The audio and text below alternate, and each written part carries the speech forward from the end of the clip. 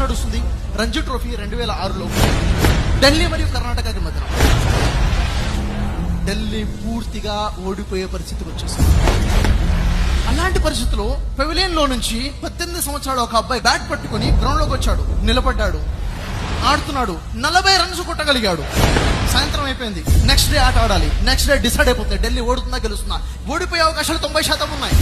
ఆ బాబు ఆలోచించుకున్నాడు, రేపు మొత్తం నా మీద డిపెండ్ ఉంది, ఏం చేయాలి? లేదు, కసిగా ఆడాలి, నా కెరీర్ కోసం ఇది ఉపయోగపడాలి. నిర్ణయం తీసుకున్నాడు. ఫోన్ కాల్ వచ్చింది. షాకింగ్ వాళ్ళ నాన్నగారు చెప్పారు, తెల్లారితే మ్యాచ్, ఫోకస్డ్ వర్క్ చేయాలి. ఫోన్ వచ్చింది, నాన్నగారు చనిపోయారు, ఏం చేయాలి?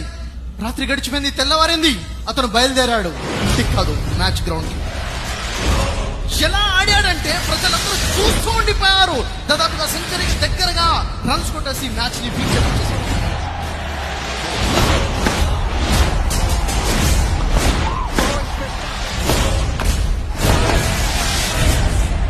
నా జీవితంలో అయితే ట్రాజడీ డే ఉందో ఇదే నాకు గొప్ప మోటివేషనల్ డేగా చేసుకుంటాను అన్నాడు. చేసుకున్నాడు. నానా ఈ విజయం నీకోసం అంకితం అని చెప్పేసి బయలుదేరి అప్పుడు నాన్న అంత్యక్రియల కోసం ఇంటికి వెళ్తాడు. ఆ రోజు ఆ బాబు వర్క్ ఎథిక్స్ అంత ఫోకస్డ్ గా వర్క్ చేశాడు కాబట్టి ఈ రోజు ఆ బాబు ఎవరు అనుకుంటున్నారు? Indian captain Virat Kohli.